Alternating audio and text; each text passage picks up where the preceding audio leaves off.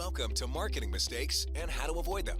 Join Stacy and learn from her 20 years of experience as she shares top-notch advice on marketing best practices for brands and walks you through how to leverage entertainment content and influencer partnerships to increase your brand's overall consumer engagement and, most importantly, your sales. Welcome to another episode of Marketing Mistakes and How to Avoid Them.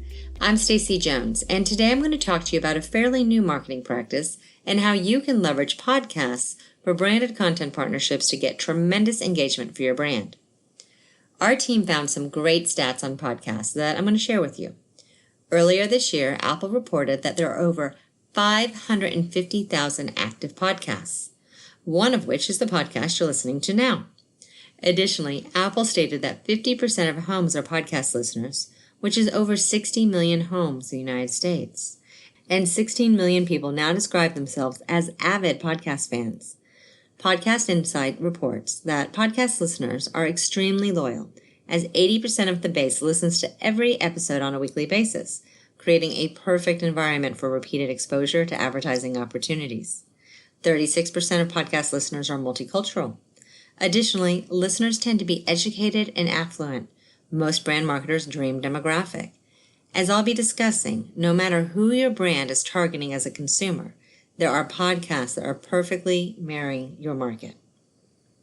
So when we start talking about podcasts, the first question that seems to come up every time is not how the brand can become part of the content, but how much it costs. So let's start today's conversation there. In the world of podcasts, much like radio and even like many social influencer campaigns, everything is really based off of a CPM model, which is the abbreviation for cost per thousand. What that actually means is that for every 1,000 listeners or followers in the influencer marketing space, there's a set fee that's going to range from anywhere from $10 or so to $100, all driven by what you are actually asking to have happen within the content with your brand. So to make this super easy to understand, if a CPM is $10 and someone has 10,000 followers, then it would cost $100 to be in their podcast. And if the CPM stayed at $10 and someone had 100,000 followers, then it would cost $1,000 to be in that podcast.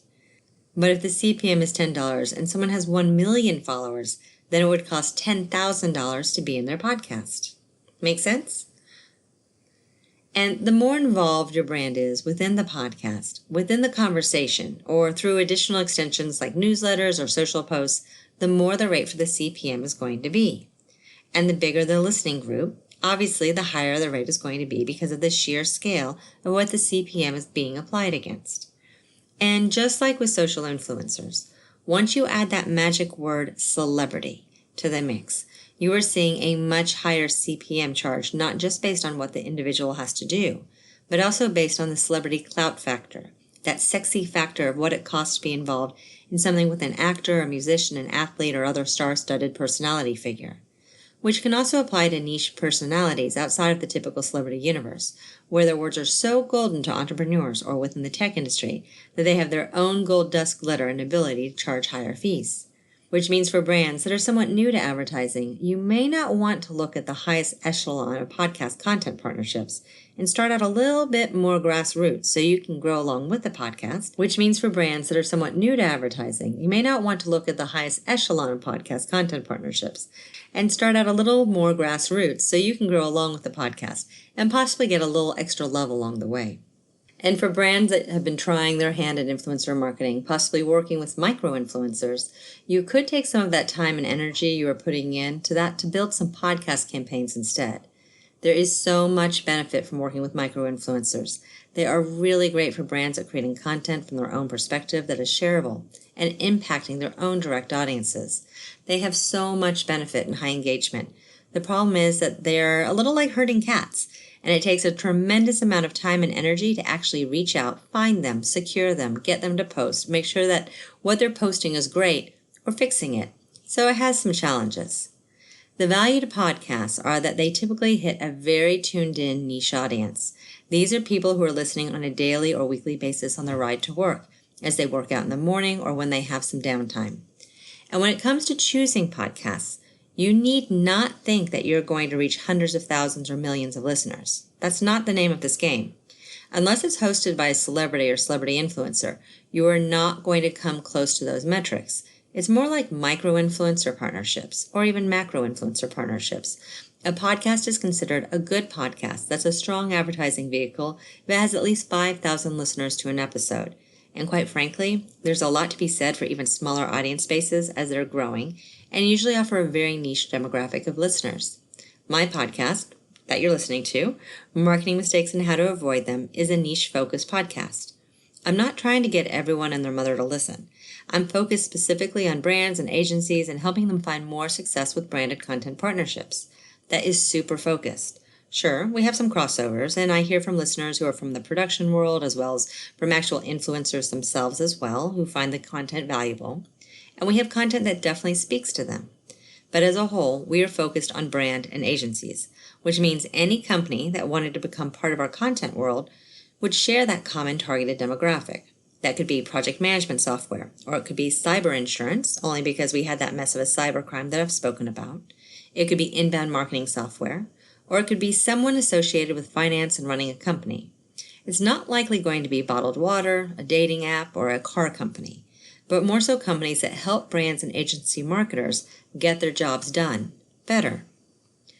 My first piece of advice to listeners is that you don't need to be in Oprah's masterclass right out of the gate unless you have the budget to spend. Even if you do have the budget to spend, testing out other podcasts that are smaller and building up to that giant podcast is going to give you a lot of education on what works and what doesn't work for your brand. So with podcasting, there's a couple of different options for brand advertisers. The first option is your very standard typical advertising, where there are pre, mid, and post-roll ads interwoven into the podcast content. Pre, mid, and post ad units sound just like traditional radio ads and either lead into the programming, are used like almost a commercial break halfway through or in another part of the programming, or at the end of the program, just like there are on YouTube. But you don't get the option really of skipping easily unless you're fast-forwarding. These are your typical 10, 15, or 30-second typical standard ads. I keep on saying typical. There's a reason here. Pre-produced and all prettily packaged up and delivered to the podcast editor to pop into the content. Your brand's going to be able to absolutely control the messaging just as you ideally want it, but it's the least exciting way to engage with the listener. But quite frankly, that's not what you want typically. Unless you're really trying to drive a message or push out a call to action where you want it within the programming and it's an added plus to other in-content build-outs that we're about to talk about. These traditional ad spots can be a great way to tag in a special offer, to heighten the branding message, or to provide additional information that might not be as organic to the conversation of the podcast. In podcasting, there is something a little more special and slightly more expensive than a traditional ad spot, which isn't your typical ad. Which brings us to your second option, which is a live read. Instead, it's more old school, like what the Grand Ole Opry does in Nashville, where a brand is a sponsor of the podcast, and the host does a live read about the brand based off of pre-scripted copy that the brand submitted.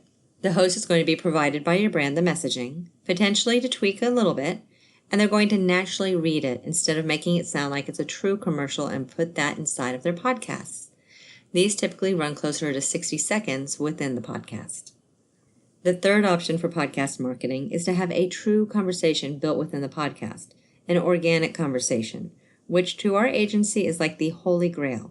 It's what you should be striving for, true branded content. It's not a 30 or 60-second ad read. It's not a commercial. It's about a conversation from the viewpoint of the host or hosts, talking about the brand and what they like about it. You'll be giving them messaging points to include in the conversation, but not so many that's a commercial. You want this to be real. And by the way, in order to follow FTC guidelines, they are going to have to make sure the listener knows that this is a paid part of their podcast.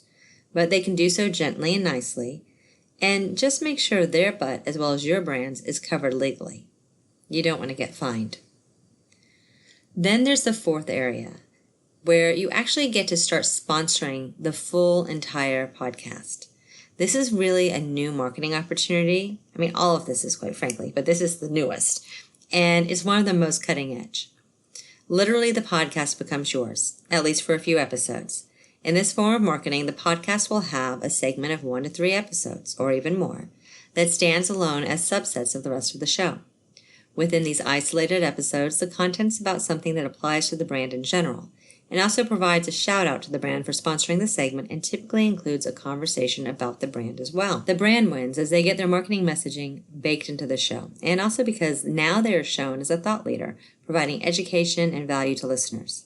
With sponsorships, you might sponsor the podcast and have that conversation topic be centered around the brand. Or it could be a brand that doesn't necessarily want to host their own web series or podcast, and they want to go in and sponsor a podcast and be positioned as the thought leader of the content, and have their brand be interwoven into the conversation too. But also bring in other brands to the conversation that can elevate them.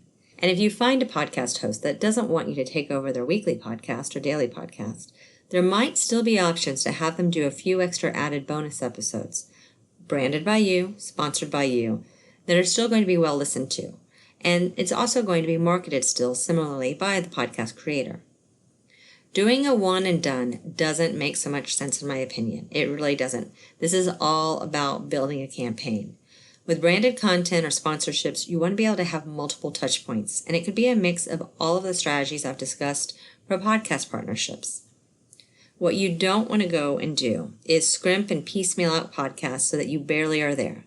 You want to make sure you have a strong footprint in whatever content you can afford to be in, whether that's $500, $5,000, or $50,000. The bigger your inclusion in the content, the higher the CPM range is going to be.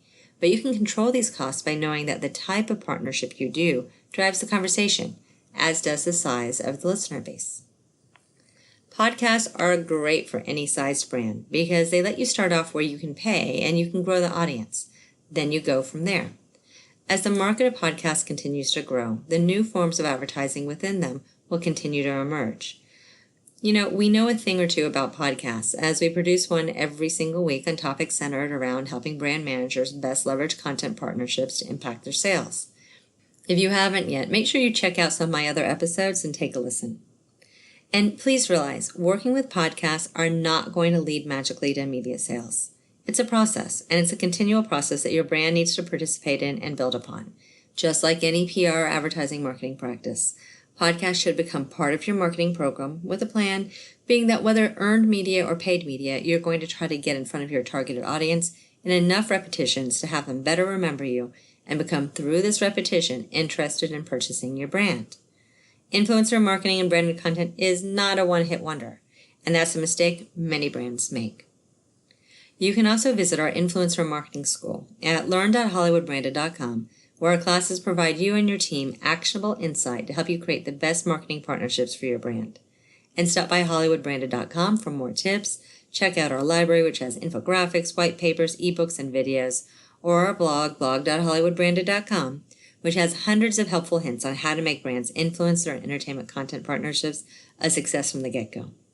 That's it for this episode. I hope it was helpful, and please let me know if you have any feedback. I'll see you next week. And as always, if you need a little or a lot of help, my agency, Hollywood Branded, is here to lend a hand.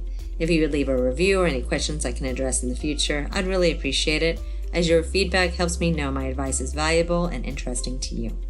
Thank you.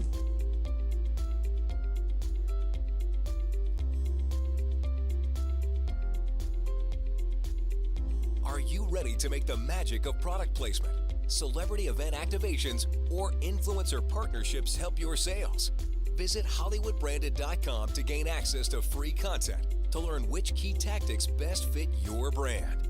You'll find surveys, webinars, daily blogs, ebooks, and guides, all created to make sure you have access to the best possible marketing practices.